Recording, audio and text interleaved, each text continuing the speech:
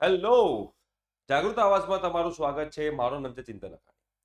જેટલા પણ degree engineering કરી રહ્યા છે, એ રેગ્યુલર હોય કે ડિપ્લોમા ટુ ડિગ્રી સ્ટુડન્ટ્સ હોય, એ લોકોએ 4 વર્ષ દરમિયાન અલગ અલગ સ્ટડી સિવાય અલગ અલગ એક્સ્ટ્રા કરિક્યુલર એક્ટિવિટીમાં પાર્ટિસિપેટ કરીને 100 પોઈન્ટ ભેગા કરવાના હોય છે. તો એના રૂલ્સ એન્ડ રેગ્યુલેશન જે છે એની પીડીએફ હું તમારી જોડે શેર કરી રહ્યો છું. એ રૂલ્સ તમારા લોકોએ ધ્યાનમાં રાખવાના છે. બીકોઝ જો તમે આ 4 વર્ષની અંદર બેટા 100 પોઈન્ટ્સ ભેગા નહીં કરો તો તમને લોકોને જીટીયુની ડિગ્રી નહીં મળે. આ દરેક સ્ટુડન્ટે કમ્પલસરી આ રૂલ જે છે એ લાગુ પડે છે. તો 100 પોઈન્ટ્સના રૂલ્સ કયા કયા છે, ઘણા બધા સ્ટુડન્ટ્સને ડાઉટ હોય છે. તો આ રૂલ તમે લોકો ધ્યાનથી સમજી લેજો, એટલે તમે લોકોને પાછળથી કોઈ ડાઉટ રહે નહીં. જો પહેલા તો 100 પોઈન્ટ કોના માટે લાગુ પડે છે? Those students who are admitted on the 4 year BE program યા તો બી ફાર્મ પ્રોગ્રામ, અથવા તો 3 વર્ષનો બેચલર ઓફ એન્જિનિયરિંગ એટલે કે ડિપ્લોમા ટુ ડિગ્રી.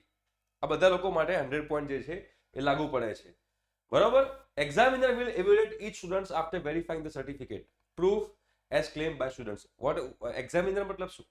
એક્ઝામિનરનો મતલબ એવો થાય છે કે તમારે જ્યારે પણ તમને કોલેજમાં હશો, તમને કોલેજમાં ખબર હશે તમારી 100 પોઈન્ટ માટેની તમને એક ઇન્ટરનલ ફેકલ્ટી આપવામાં આવી હશે, જેને એક્ઝામિનર કહેવાય. જે તમે સર્ટિફિકેટ ક્લેમ કરી રહ્યા છો, સાચું છે કે ખોટું એ એક્સેપ્ટ અથવા રિજેક્ટ કરશે. જો એક્સેપ્ટ કરશે તો ફૂલ પોઈન્ટ મળે, રિજેક્ટ કરે તો પોઈન્ટ ના મળે. જો આગળ બહુ ઇમ્પોર્ટન્ટ પોઈન્ટ છે. બરાબર. Can the ongoing co curricular and extra curricular activities of any college be include in the program. કોઈ કોલેજની કરિક્યુલર ને એક્સ્ટ્રા કરિક્યુલર એક્ટિવિટી જે છે એને ઇન્ક્લુડ કરવાની કરી શકાય? હા, કરી શકાય. આ એક રૂલ છે. આની લિંક હું બેટા નીચે ડિસ્ક્રિપ્શન બોક્સમાં મૂકી દઈશ, તો તમે લોકો ઇઝીલી એક્સેસ કરી શકો. Can a detain students participate in 100 point એક્ટિવિટીમાં during the period of detention? એટલે ફોર એક્ઝામ્પલ તમે 1 વર્ષ માટે ડિટેન થયા છો અને 1 વર્ષ તમારે ઘરે બેસવાનું છે, તમે રેગ્યુલર સ્ટુડન્ટ નથી, તો એ દરમિયાન તમે કોઈ એક્ટિવિટી કરી હોય તો એ સર્ટિફિકેટ નહીં ગણાય. તમે રેગ્યુલર સ્ટુડન્ટ હોવા જોઈએ. What is the minimum duration of workshop? તમે કોઈ વર્કશોપ એટેન્ડ કરી રહ્યા છો તો વર્કશોપનું તમે સર્ટિફિકેટ તમે તમારી કોલેજમાં તમારા જે ઇન્ટરનલ અપ્રુવલ ફેકલ્ટી છે એને બતાવો છો. તે વર્કશોપની મિનિમમ ડ્યુરેશન કેટલી હોવી જોઈએ? તો 1 ડેની મિનિમમ 6 અવર્સની વર્કશોપ હોવી જોઈએ. એનાથી વધારે હોય તો વાંધો નહીં, પણ ઓછામાં ઓછી 6 કલાકની વર્કશોપ જે છે હોવી જરૂરી છે. Who will certify the participation of performance of the student? કોણ સર્ટિફાઈ કરશે? તમારી કોલેજની faculty. How can the points be alloted? કેવી રીતે પોઈન્ટ એલોટ કરવામાં આવશે? તમે જ્યારે કોઈ સર્ટિફિકેટ લઈને તમારી કોલેજમાં જાઓ છો, તમારી ઇન્ટરનલ ફેકલ્ટી સર્ટિફિકેટ જોવે છે અને સર્ટિફિકેટ જો એમને યોગ્ય લાગે એ અપ્રૂવ કરે, તમને પૂરી એ એક્ટિવિટીના જેટલા પણ પોઈન્ટ હોય પૂરેપૂરા પોઈન્ટ મળે. અને જો તમારી ઇન્ટરનલ ફેકલ્ટી એને અપ્રૂવ ના કરે તો તમને એક પણ પોઈન્ટ ના મળે. ઓકે, એટલે આ વસ્તુ તમારે લોકોએ ધ્યાનમાં રાખવાની છે. Can one student participate and score in multiple events under particular sub category? તમે કોઈ પર્ટિક્યુલર અને કેટેગરી બધી આપી છે. તમે તમારા 100 પોઈન્ટ એક્ટિવિટી પોર્ટલમાં જશો ને તો એક્ટિવિટી એની અંદર સબ એક્ટિવિટી છે.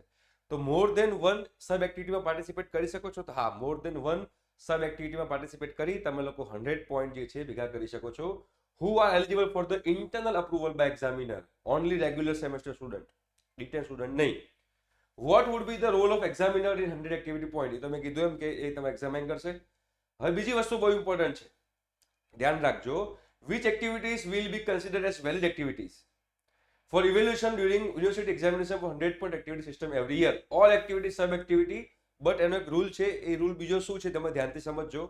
તમે લોકોએ જો આ એકેડેમિક યરની અંદર કોઈ એક્ટિવિટીમાં પાર્ટિસિપેટ કર્યું છે, તમારી પાસે એનું સર્ટિફિકેટ છે, બટ જ્યારે 100 પોઈન્ટ એક્ટિવિટી પોર્ટલ ઓપન થાય છે, એવરી ટાઈમ જીટીયુનો સર્ક્યુલર આવે છે કે 100 પોઈન્ટ એક્ટિવિટી પોર્ટલ ઓપન છે, તમે જે પણ એક્ટિવિટી કરી હોય એમાં અપલોડ કરો. ફોર એક્ઝામ્પલ તમે 2024-25માં પોર્ટલ ઓપન થયું છે, તમે 2024-25માં કોઈ એક્ટિવિટીમાં પાર્ટિસિપેટ કર્યું છે, પણ તમે એ વખતે તમારી એક્ટિવિટી અપલોડ કરવાની રહી ગઈ અને તમારા સર્ટિફિકેટમાં તો 2024-25 લખેલું હશે, તો નેક્સ્ટ યર ફરીથી પોર્ટલ ઉપર થાય અને તમે લાસ્ટ યરની એક્ટિવિટી એમાં અપલોડ કરો તો એ કન્સિડર કરવામાં આવશે નહીં.